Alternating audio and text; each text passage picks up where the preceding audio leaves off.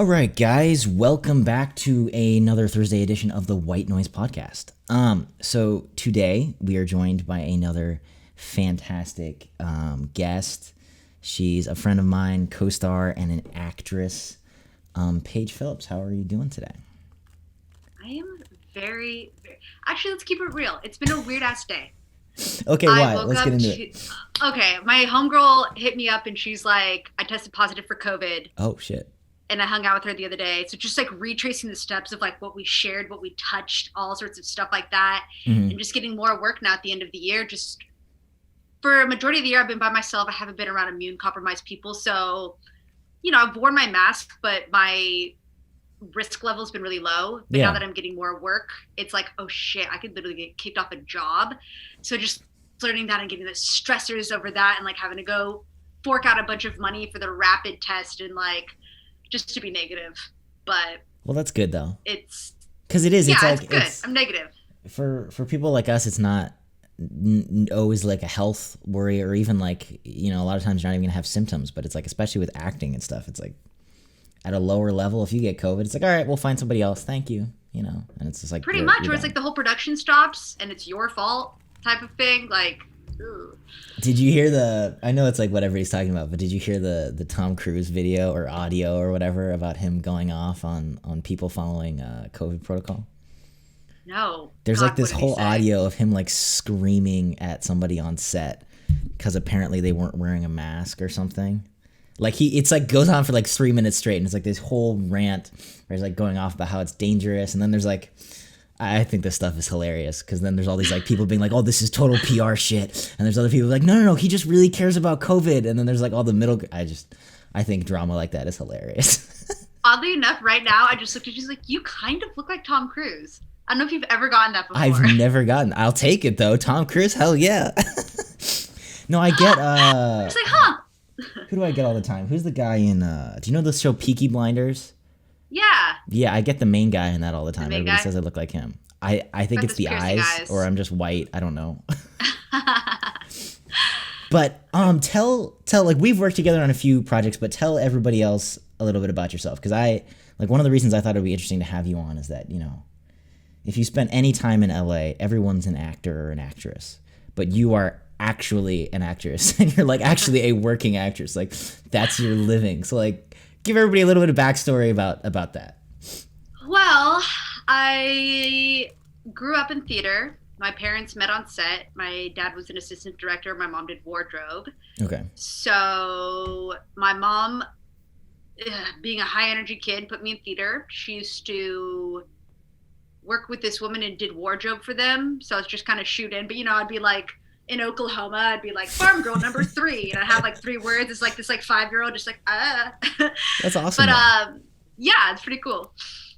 So just growing up through that, just being on the stage, and then I did some minor stuff in like Nickelodeon and Disney when I was younger, and I was just lucky that one of our really good friends happened to be like the star of Zoe 101, and he like our moms are best friends, so his mom or my mom's like, get her something, like okay. And just like having those little things that I was very lucky to get into. SAG used to be 2 steps. It was non-union, AFTRA, then SAG, and then AFTRA and SAG merged. So I was very kind of lucky to get into SAG in the first place.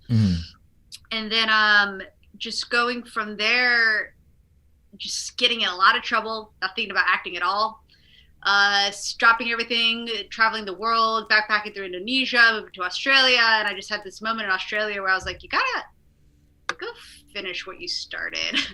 So I came back, was very sure that I wanted to do acting as my career, and I was lucky to be able to go to college at kind of a later stage and not be one of those college kids that's like, I don't know what I'm doing, I'm gonna figure it out within college. I'm like, I'm here for a fucking reason. I like my main focus. And I graduated like cum laude, and some of the teachers didn't even make me. One teacher in particular, I remember, she's like, you don't have to take the final because you probably paid attention the most in this. I was like, I'm taking the final. I'm taking this seriously. But then it was funny because I moved back to LA. I went to UC Santa Cruz, and I moved back here, and I was so sure that I was like gonna book shit straight out the gate, and it was a struggle. It's like I lived in Venice. I lived in a mattress in a kitchen, technically, with a model with a bad cocaine habit. We just did not see eye to eye on how to live, and but I was like hustling so hard, even straight out the gate. Just like I remember just going through like the SAG directory of like agents and just emailing everybody, trying to get represented, and just my first kind of take of what it means to be in front of an agent and how they see you. And like the first time I'd ever heard of like branding, like somebody just like, I'm trying to figure out how to brand you. And I'm like, you can't fucking brand me, man. I'm myself. And then realizing how important it is to actually kind of find your brand. Yeah. And just going through the ebbs and flows and moving out of Venice over here to like pretty much still Venice, but Santa Monica. Nice and, Venice. Not nice Mattress Venice. Kitchen Venice. Exactly. And, you know, still doing the side hustle of waitressing, having a certain moment where I was like, this shit doesn't make me happy. I'm literally going to throw caution to the wind and like quit my job right now. And then I fell into the line of production, doing a lot of production, mostly like not for TV and film, but for like stuff called brand activation. And but having to come to terms with a lot of things, like the people you surround yourself with is very important. It's like I've got my comfort, my friends I can depend on for a good time around here, but when it comes to actually boosting me up and being on the same level of wanting to make stuff, be a part of stuff, help each other grow, I had to find that elsewhere. And luckily I found it through classes. I started going to this one Meisner technique called Playhouse West, and through there I've like found so many strong core people that I've been able to stay in touch with that I can like depend on for that stuff. And then during COVID I've been lucky enough to have booked enough like big commercials that I've been able to full-time act. That's which awesome. Again, it's like in that sense I'm really lucky, and I will look back at this year and be super grateful to be in a position during such a hard time to be able to only do that. But man, I'm still sitting over here like crying, like wanting to book those big things. You know, it's hard, but it's like,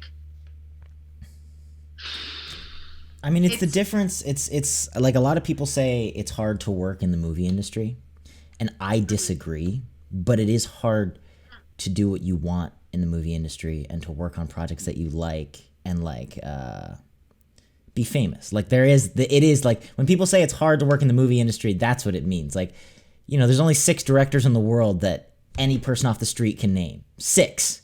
Yeah. Things are made every day. Commercials are directed every day. And same with the actors. There's what, 30 actors that everybody knows off the top of their head. And so it is. It's like you can be a working actor. You can be in commercials. You can do whatever. You can make a living off of that, but it's still not like there's different tiers of it. Absolutely. It's like just tier 1 for me is the ability to be a working actor. So it's like, so far so good, but even then that's very unstable, you know? Yeah. You never know what could come next or not. Do you feel like acting as a kid helped you a lot? Yes and no. I think I'm super grateful for my mom for seeing something in me that I didn't give a shit about. You know, she was always just very hell-bent on keeping me in. I think maybe because she was filling in a gap of herself that she lost at a certain point, you know? Like, she could have been like a professional model and stuff like that. So for her to... She just always, you know, even after the fact, like paying SAG dues is a big deal. And she paid for it forever, and I didn't even know, but she kept it up for me, like on purpose. And even through all the shenanigans I went through, and I forgot what the point of that was, but no, because I just think it's interesting. Like I even remember as a kid like doing like, oh, you know, like All Saints Day school plays or whatever, but I actually like, even if you never become an actor, I feel like it's such a helpful tool. Like, and I never, like, I was so thankful that I did stuff like that, because it's like, you know, there's some kids, you know, you'll be hanging out or talking to friends who are like, I can't ask the Target employee. I don't want to ask him where the toilet paper is. It's weird. I don't want to do it. And it's like, it's one of those things where it's like, when I looked back and I was like, dude, I'm going to do that for my kids. Because even if you don't become an actor, like it's like, oh, class presentation. And everybody's like, oh, crap. There's 30 kids in the classroom. What do we do? And it's like, dude, no, don't. Like, it's just, I don't know. It takes so much unnecessary stress about like, even like little things like asking an employee or like asking a waitress for an extra napkin, or like people will freak out about that so often. And I feel like little stuff like that at a young age is super helpful, just like socially.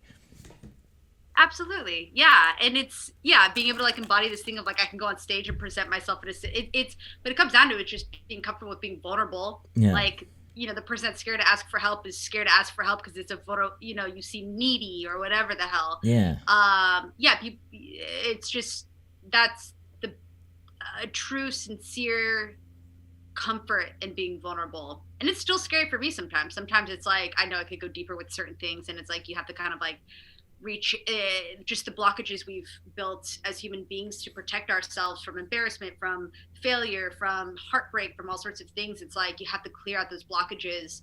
Like, I think I've had the most success, honestly, getting back into therapy and just kind of realizing, like, when I first started going to my one acting school, 2 teachers and then a friend within the same week, they're like, Paige, it just doesn't seem like you care. And I was like, okay, that's enough people for me to actually like have to look at my life and be like, have I just been, I act like I don't care for a defense mechanism, and having to like really assess that and having to like work through that so that I can I can get all the range of emotions that I need when I'm acting. You know what I mean? Not being scared to do that for a character or a role. Well, it's like a weird thing. Like it's a lot like stunts, and I'm not saying crazy stunts. You know, I haven't done crazy stunts, but even like a simple stunt, like, oh, you got to fall on the ground for a film. Like, you notice that like your knee-jerk reaction is to put your arm out, like even if you're supposed to be shot or whatever. And I feel like this is a bit of a dramatic analogy, but I feel like it is similar with acting, where like your natural tendency is to not, like, you're showing things that people never see in real life. And so your human tendency is to fight back against that. Like, you want to be like, no, I'm not going to actually like be vulnerable. Like, whereas, you know, you're doing a scene where somebody, you know, breaks down, cry, or whatever it is. Like, you're showing things that people don't see in real life, even though they feel them. And so you kind of have to fight your defense mechanisms in yourself at first to kind of like break through and get used to that. Because think about it, some of the greatest actors is like, you see them in these emotional pieces, and the thing is that you see a piece of yourself there. You're like, you know what I mean? It's like you can relate to their pain, to their happiness, to their joy and stuff, and it's just about being a relatable human in that sense, and being able to be that vulnerable that it's like, I cry too, I fuck up too, I do these things too, and it's like someone to be like, me too. Be like, yes, thank you. Just like, I've got everything figured out. It's like all the layers. It's great, dude. As an artistry, it's like, it's a fucking cool job. Obviously, a lot of competition, very hard, but even just falling in love with the art itself. I remember one time somebody turned to me and they're like, will you do this till the day you die, even if you're like doing it for free? And I'm like, and it was actually something to really sit back and like, what are my goals for this? Is like, is it the fame, the fortune, and blah blah blah. And coming to terms with the fact, it's like, no, I love it enough that like you guys finding me on Instagram and stuff like this, and I remember just hands, I was like, yes, wait, what do we have to do at 4 a.m? Sure, fucking do it, you know, just like, yes, let's like keep it going and just expanding. It's like, just for the love of it, you know what I mean? But it's so cool to find people like that, because I feel like it's so hard, even in actors, like in this crazy oversaturated market, like you said, like we had a film that we did with you. We've done several films where it's like, let's wake up at 4 a.m, hike 3 miles, and we'll do a location, and we have 2 hours to do it. Here's the script the night before. With people passing by. It looking like a fucking like kidnap scene. Just exactly. Like, okay. But it's like that, like you're down for that, and I feel like that's that in a weird way. Like you were saying earlier, like you have to be down to do kind of whatever. Like there's an element of luck, I feel like, to this industry, and I'm, you know, like I talk about this on the podcast all the time. Take this with a grain of salt. I am talking as a guy who has not made it, and this podcast gets like 50 downloads. But I think I feel like there's an element of luck to it, but also you have to just put in a shit ton of hard work. Like you just have to work crazy hard, and then there's like a 50% chance you'll make it. And there's like a luck involved. Yeah, absolutely. Well, I'm just realizing how important it is about who you know.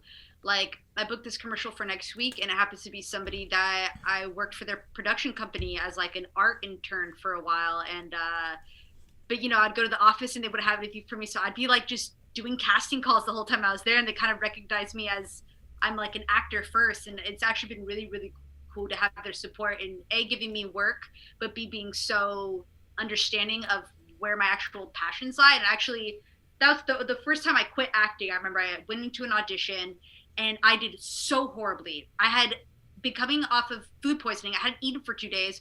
Oof. I am a hangry motherfucker. I come in, I'm not off book, and I'm just like, and I walk out, I'm like, why the fuck have I put so much time and effort into this if I'm going to come so fucking unprepared? And I was like, that's it, I'm quitting. And I started looking up like art department jobs, and I got this internship with this production company. And then, of course, I booked that thing. Like, we loved you. And I was like, what? Okay. And just realizing sometimes when you come in and you're just a human, also, they love that. You know what I mean? Yeah. But yeah, through that production company, one of the women that works there, she called me and she's like, you look like you're 20 years old. Can you play piano? And I'm like, give me a couple of days. And I like learned a song, and I told her, I was like, I'm sorry, I can't do this. But she's like, well, try anyway. Send me something. I was like, okay. So I sent her something, and I'm like, it's not perfect. It's not horrible. But if you compare it to 2 weeks ago, it's like really fucking impressive. But you know, she just told me, she's like, I got a budget for this commercial, and I figured I should give it to people I know that are actors. You know what I mean? She like believed in me so much, and they found another role for me. So it's like I booked it through that. Or like, even having my neighbor who's a stunt coordinator, you know, she hit me up yesterday and she just kind of like, what's your height? What's your weight? She's like, I'm going to like put you in for this thing. And it's like, okay. You know, it's just like establishing those relationships with the right people. And it can be hard because you want to be genuine about your relationship. So it can be a fucking long haul. Or even our relationship between us. You might think you're nobody now, but it's like, if we keep fucking working and keeping each other in each other's circles, like who knows how far we can give each other a helping hand as needed. Even you know the way I mean? like that we cast you, like I don't know if we ever told you this, but we had somebody else lined up, and like I'm not gonna name names or whatever, but we had somebody else lined up. We were gonna do it. We had done a rehearsal or whatever, and then the night before the shoot, they ended up canceling, and like saying that their like agent, you know, thought it wasn't right for them or something. Which, you know, for what, the Karen? Yeah. So no comment. And so then I like last minute was like, shit, well, I saw this girl on Instagram. Fine. I'll DM her. I didn't think this was possible, but like, let's DM her. And then we DM'd you and you came, and now you've been in like 4 of our things. And it's like, you know, we had this great, like, I can't imagine it without you in it too. Like the Karen film that we did, it's like, dude, you were perfect for that. Like, I can't imagine anyone else in it, but it's like all because of just like, well, shit, last minute, let's switch this. Let's try this. And it's like, boom. It's so weird how stuff like that comes together. Yeah, so it's like, it's just important to just keep those relationships, honor those relationships, just make them genuine. It's like, yeah, you gotta kiss ass sometimes, like by one big agency, like, you know, if it's his birthday, it's like you fucking bring him gifts and like stuff like that. But it's fun because I show appreciation for them, they show it for me, you know? Yeah.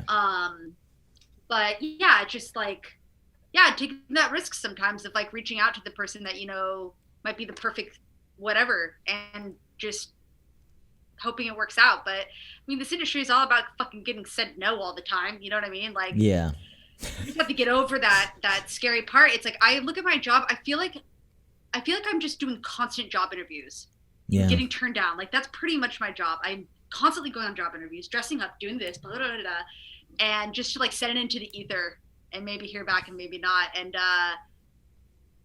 it's hard, it's fun, and I'm just realizing again too, just finding your people that believe in you and support you and that will be there to help you. It's like just being supportive. And it's like, I understand too, at a certain point when you have to like save your integrity or something like that, maybe like turning down the smaller roles and stuff. But until that point, it's like, I honestly hope I could just bring all my friends along with me. Like, come on, everybody, let's go. And like, you know, my major goal being to make enough money that I can just put it back into projects, you know? Yeah. Like straight out, that's all I want to do. Yeah, it is funny because I had like a similar assessment, I mean, earlier this year, where I was kind of like, well, why, like, you know, you're always trying to check yourself and be like, oh, why are you doing this, right? Do you want to be just famous? Like, but it is one of those things where it's like, I realize that is the goal. It's like, I don't really care about having a film job. It's like, I just want to be able to put all of my energy into, like, if I could work a waitering job and somehow, you know, not be there and feel like it's not about like, oh, I want a director job. It's really just about like getting to that point where you can put, like, make your life this. And it's like, you wake up in the morning, you work on a script, and you have money, and like, you don't have to worry about everything else, is really what it is. Because it's so cool. It's so freaking fun just telling amazing stories and then watching them come together. It's just fun. There's nothing like it. As exhausting or as annoying as it is, it's like, it's so weird how it always somehow pays off. Like Yeah. you'll be in the middle of a project and you're like, fuck this project. Like, especially me, like I edit. I can't tell you how many videos I've been in the middle of. It's like, this video sucks. Fuck this. This is stupid. I don't want to do this anymore. Export it. We're done. And then you get through it, and even if it gets like 10 views, you're like, dude, this is fucking awesome. I don't care if it only has 10 views. It's awesome. Yeah. Yeah. It's crazy. There's some girl that like I did some random little sketch thing with, and following her and just like watching her following grow and her putting out content every day. It is dumb bathroom humor, over the top fucking comedies shit, but it's like she just kept pumping it out every single fucking day, and whether for better or for worse, I'm really hard on myself too. It's like I'll come up with sketches and I'm like, it's not good enough, but it's not the like anyway. And I just saw like yesterday, you know, she got her first feature film role, like because of her Instagram and her being able to show her sense of humor through that. And it's like she got hired for like a comedic role, and I'm just like envious. And also just like it just goes to show, it's like, yeah, it could not do as well as you want it to do, but it's like when you start, it's like the people that understand you will stay. The people that have your sense of humor or your way of thinking and stuff like that, they'll stay, they'll support you. It's like, even with me, it's like I have like a small handful of like super fans on Instagram that I don't even know that will literally hit me up and be like, hey, so I noticed you're like not making sketches and stuff anymore. I'm like, just because, you know, that one that you made, it like made me really, really happy. And I'm like, I'm doing this for you, man. I'm doing this for you, one person. Dude, that's the coolest thing ever. Pumped oh my me gosh. up. Yeah, I love it. And yeah, it's just about if your overall goal is just to make art and put out art, then just fucking make art and put out art. And it's like, I learned about this the other day. It's like it's a business method called polarization. It's like if you make a risky business move, in a sense, like an artistic choice that would be deemed risky by most people, there's also people that don't deem it risky, and all they're going to do is actually support you and give you more props for sticking to what you wanted to do. Yeah. And then it's like those are the most supportive people. That's the most supportive fan base that you could ask for. Well, and it's like high risk, high reward, where it's like, yeah, there is a huge risk, but you're gonna get, you know, like if you do it, you make it, you're done. And it's like, oh wow, you know. Exactly. So yeah. It's crazy. I think it's equally encouraging and depressing. Is that like there is no set route to make it. No, and like you learn that really quick early on. You're like, well, this guy did it, and then you realize like every person you talk to, it's like everyone did it differently. Like everyone, I don't care if they're like basically the same. Like if they're both YouTube channels, they still made it completely different. Like it's the way that everyone is completely different, and so it's like I said, it is kind of like you have no way to guide you necessarily, but then at the same time, it can kind of be anyway. It's like weird. I constantly look up if there's an actor that I'm like, ooh, you're fucking good. I will constantly Wikipedia them, and I'll go to career, and I look at where their career came from. I'm like, oh, your motherfucking dad's a producer or some shit. It's like you had this upper hand already, and it's like, talk about systemic, like the system of Hollywood. Yeah. You know, if you were born into it, you've got a highly likely chance. If like you know people that are up there, it's like your chances are high. It's like, or if you're like us being born like Santa Monica, this and that. It's like, yeah, I wish my fucking dad stuck with it. And my mom, you know, from the industry, people she knew, I did get some leeway with that. And it's like, that is an upper hand straight out the gate. Just where you were born, location wise, like people moving all the way from freaking, you know, North Dakota here. It's like, yeah, you don't have as much as a chance as someone that was born with like a fucking famous grandfather or something like that. Yeah. And it's like realizing that it's like, and I tend to give myself a bit more of a break when I realize, oh, you're here because you had some extra help. It's like, yeah, my timeline might be a little bit different than yours, but why can't I be the one where it's like my life changes overnight also through some success? And it's a lot, just a lot easier to be easier on myself with that of like, yeah, I work hard. I work really fucking hard. And so, and I know it. It's always that moment too when you let go, you know, we're just like, fuck this. Then all of a sudden it's just like, I did what happened just right now? Like, and sometimes it's like, I'm waiting for that breaking point again because I'm fucking sure I can like have all the confidence in the whatever in the world. But it's just always that moment when you leave town or when you just give up, that something happens. I don't know what it is, but yeah, it's crazy. But you know, it's amazing. It's a toxic relationship, but it's the best. It is a toxic relationship. Jim.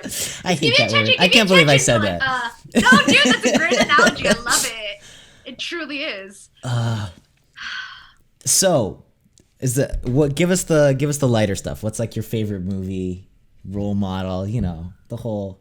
Well, actually, you know, how about this? What is the most annoying thing that you get when people find out that you're an actor? Like, what's the most annoying thing that people say to you?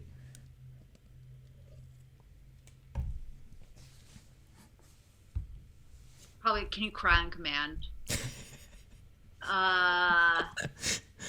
Or people too with certain things. I remember like going camping once, and somebody needed something red or something. Like, she's an actress, she can do it. When I'm just like, the directions. I'm in the mood, right? Yeah. I'm just like, honestly, it gets put on me a lot of like having to be the forefront person of like, she's an actress, she can handle this. Go make her talk to people, and it's just like, gosh. Sometimes I don't want to talk to people.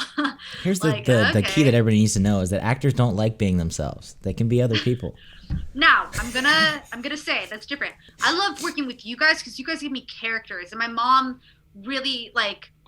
My mom's always told me, she's like, since I was a young kid, I was always putting on characters. Like, I love the character thing, but when it comes to the rest of the acting, and I'll give this to any advice that anybody who's listening, the number one thing is be yourself. No, of course. 100% be yourself through. If you see those words on the paper, don't get too caught up in the description, because hopefully you got the description because it's close to you and your brand. Yeah. But like, bring those words to life as yourself, and it can because we don't want to fucking be like Shia LaBeouf or fucking Jim Carrey or like people like those are few and far between. I've worked with some method actors, man. I'm like, you couldn't wait until like 30 minutes before going on set until you like turn this on. Like, you're treating me like shit. And I understand because it's like we have this scene, but it was like really, really hard to deal with. Yeah.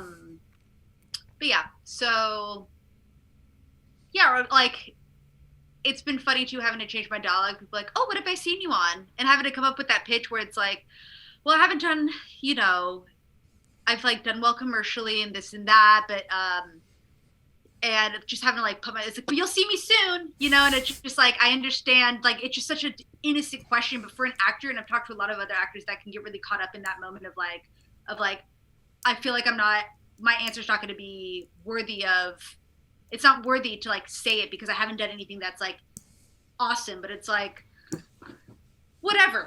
You know what I mean? It's like you can still work be an in an actor office. No, I'm kidding. Yeah, right. And it's just like, yeah, it's been interesting too to just take on the actress of like the title of actress, and people introduce me now just as an actress, and it's like I love that. That's great. Just like owning that. It's like I don't even back up with like, but I do this and that. It's just like I say I'm an actress. And it's just like, just know me as that, just see me as that, and that's all I want to do. Even for production, dude, I will not do production stuff with TV or film and stuff because I never want to be seen as anything other than that. And I think my fragile ego couldn't handle it. Just being on set and like. Well, you've done your time. Acting. I mean, to be fair, like, it's not like you haven't done it. Yeah. Like, you did your time and now you've moved on. Like, you've earned what you have now. Like it would only be pretentious if it's like, you know, some 15-year-old kid and he's like, I only act. I won't be a PA. And it's like, dude, come on. You got to do some of this. This is what everybody does. Rich parents or something. Yeah. Yeah. His dad is Lucky Ron you. Howard. Again, yeah, upper hand. There you go. Exactly. But my favorite movie, and anyone can laugh at me, it is The Life Aquatic with Steve Zissou. I have no idea what that is. It's a Wes Anderson film. It stars my husband, Bill Murray. Okay. I like Wes Anderson. He gets too much shit. I like him. I mean, props to him for just style, man. Fucking style. Also, wasn't it him that made like fucking however many movies a year? Like, didn't he make a movie a year for like 20 years straight or something? No. Is that no? Am I thinking somebody else? I feel like Tarantino and him tend to make a movie a year. Like I expect a new Wes Anderson movie every year at this point. You fact checking? Yeah, I could have sworn. It might have been him. I know it's not 20 years. Maybe it is at this point. I always forget about like the 2000 to 2010 part of life. Not like every 2 years. Oh, okay. No, but what is this movie? I've never heard of this. So it's stars Bill Murray, and it's about him, and he is a oceanographer, and he shoots documentaries, and it just starts off with him and his best friend Esteban. They're trying to find this jaguar shark. Okay. And jaguar Esteban ends up getting eaten by the jaguar shark. So the whole movie is about him trying to find this jaguar shark to blow it up with dynamite. And it's just like all the stuff that happens along the way. It's a great movie. It's like, it's very underrated. A lot of people are like, that's your favorite Wes Anderson film. Die Hard. I have got fan art. I was it for Halloween one year. I love that movie so much. Every time I like watch it, I like question like, is it? Yeah, it's your favorite movie. I don't know. I think maybe I see like a lot of my dad, oddly enough, in his character in the film. Yeah.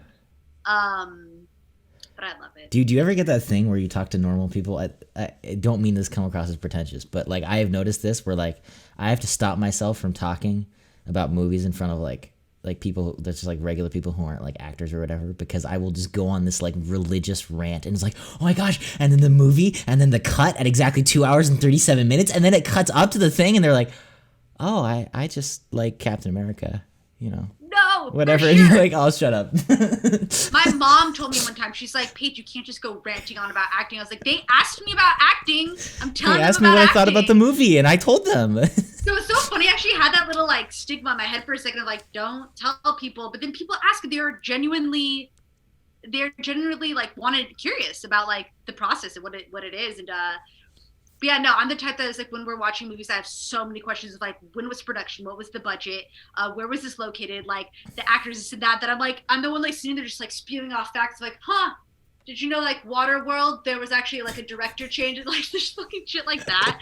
And yeah, no, I'm that annoying one that just wants to know the whole like magic behind it. But that's what makes it cool, I think. It's it makes it so much better, more of an experience. Yeah, knowing everything that went into making that. Yeah. It's a cool process for sure. Anyway, we keep the show fairly short here, but tell everybody where to find all your stuff, because I know you know projects coming up or whatever. I'm gonna link your website and anything else, but you know, Instagram, socials, the whole shebang. So my website is paigephillipspersona.com.